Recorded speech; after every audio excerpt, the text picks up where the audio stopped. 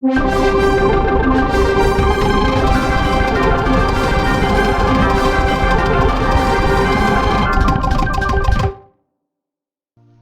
so off you go. I would like to point out, we have arrived on the ship unannounced, and might be mistaken as intruders. Perhaps we should attempt to announce ourselves. Guys, I think if the security were really that tight in this ship, we would already have red lasers pointing at our heads. I think we're alright as long as we keep quiet. Alright, we have an elevator, but there's also a door back here. Which should we go for first? Tell you what though, we're all talking about seeing in the dark and carrying torches. There's probably a control panel down here that controls the mains lights in the ship. Hey Nareth, what is it? What does it look like? And what are we looking for? What could help? I don't know what I'm doing. Oh, hello! Oh, Laura, you alright up there? Oh. That doesn't sound good. I'm coming over. What'd you see, love? I don't like what I see. Well, I ain't gonna know how to deal with it unless you tell me what you see. Over there. As you step Point closer, out Suave, you body. see it too. It's very clearly the body of a dead Ameboid splattered onto the pipes, hiding in the shadow of the pipes. Two beady little eyes looking at you. There's something over there. There's something over there, and I'm very frightened. Right. Is it what, alive? It's something chewing. There's a dead Ameboid and there's something chewing. Right, I'm going over. Oh, fuck. Can I help? You doing okay? Just checking. These are thwirls. They eat technology, and they're a pretty big hazard on spaceships. The poor little swirl explodes into a blaze of fluff and falls limply into the pipes as it dies. This particular terminal is for adjusting employee rates. Employees get a special discount in the shops, and if you have an employee badge, you get a certain percentage off. You emerge here. Amidst a sea of pipes, try as you might, you cannot get that thing to budge, and in fact, your data pad starts to heat up in your hand and get incredibly warm. You get the sense that you should probably disconnect it before it does damage to your data pad. You recognize that machine from Ping and understand that it is for protecting cores. Unlike Ping, this has an appropriate shell casing over the cores, and you need access authorization. Reactivate the lights if we can. Does that mean that I can open this elevator? Yeah. Okay, I'll open it. And there's your friends. This is very clearly the security room of the ship. It's monitoring every square inch, and you see every room. You see guest rooms, you see gambling tables, you see a kitchen, you see an area that looks like it's designed for hunting. Nareth is going to start moving to this door to try and use her security access to open this one. That room is a little bit chillier than the rest, you noticed as you step in, and it has bottles and bottles and bottles in the shelves on the walls. Fine labels, vintage years. This is a wine cellar, a liquor cabinet. Hi, what's the situation then? Nareth sort of leaned in, as she's sort of tapping away, trying to get the system to override. It just keeps flashing up, telling her that like access denied. And then she sort of like sits down, staring at it. Sort of sticks, reaches to it into a pocket on her side and pulls out what looks to be like a piece of like black glass that's sort of like twisted in on itself.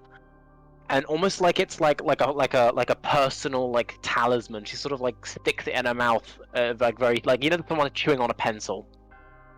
And then she just sort of starts tapping again, and it fails again, and then she just gets really annoyed, and she just sort of smacks it, and it just sparks and pops open.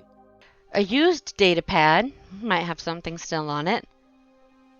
A set of dentures, and a key card. A sink! Yeah! Oh! I'm just gonna chuckle and grab the highest proof alcohol. You easily find a bottle that's 180 proof. It is essentially just liquid fire. I pour some into my hand, and I spread it across my chest as I speak some words in Gith, and a little bit of a sort of sparkling silver sort of wraps up and like gets breathed in, sort of like a Vicks Vapor Rub sort of moment. Mind letting me know what you're wasting a perfectly good drink for? It makes me able to heal from potential harm much faster for a short time.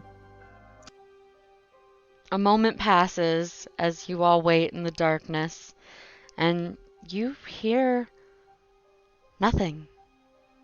Just the sound of one another moving throughout the abandoned ship. Jane, this might help your hand situation. I've never seen this. What is this? This is alcohol. This is alcohol, and alcohol is antiseptic. So when you are not able to find a sink to wash your hands in, you can pour a little bit into one hand and use it to rub both of your hands together, and it will effectively clean your hands without the need for a sink and soap. Thank you. Thank you. Oh, I will never throw you in a furnace. Thank you. Suave, are you getting drunk in the closet?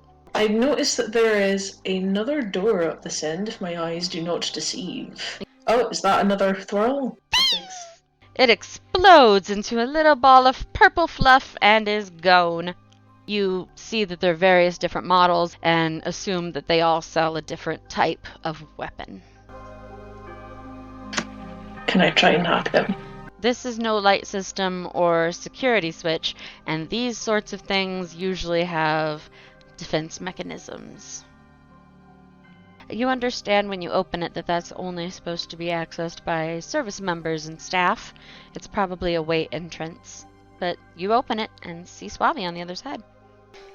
Fucking thwirls. Narat, I'm glad to see you. You're alright with the techie stuff, aren't you? I am, yes. Figure you can help me break into these for some extra credits. I've walked the perimeter. It seems like a perimeter. I don't see any other spaces to go to. You are able to hack 93 credits out of there. Ha ha ha! Narat! Brilliant! How much you get? Like it was 93. No. Ooh, alright, serious money. Yeah, do you want to do another one? I suppose. Come on, why not? Let's go do another one. You're good at this. Do you like weapons? So I don't know. I'll roll with the engine train to they fight. I mean, we have to. That's what we're here for, right? We're here to war. I know that, but I don't know. I just kind of. Everyone else seems to know how to do these adventure things, and I'm new. I just I get a little confused, but also I don't really. I don't know.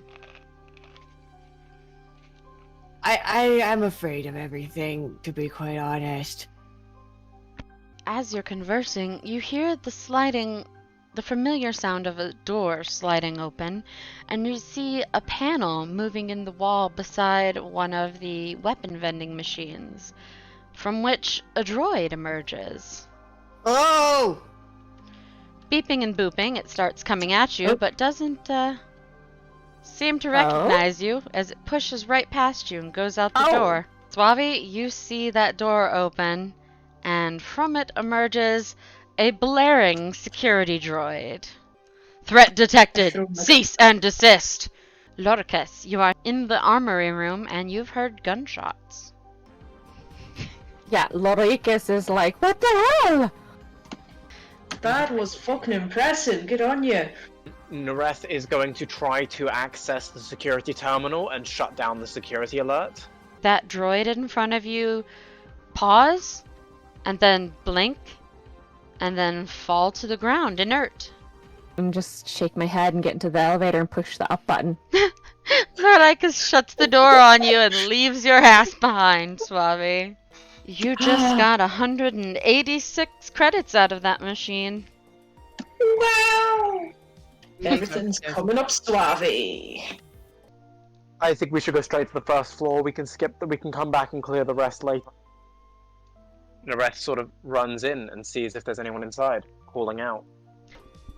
Are you okay? Oh, okay, we're being murdered. Okay.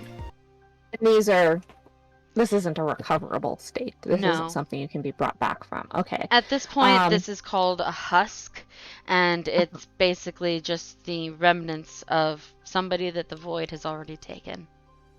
Loricus is going to kind of give a small sad bow as she speaks another Gith word and kind of circles her hands around each other and like spreads them outward in front of her, and there are some sort of fractal looking flower shapes that move forward from her hand and touch onto the other creature. As Loricus casts this spell, as the fractal flower reaches the husk, it encapsulates it entirely, and gently the husk falls to the floor, bedded by the fractals, and stops moving.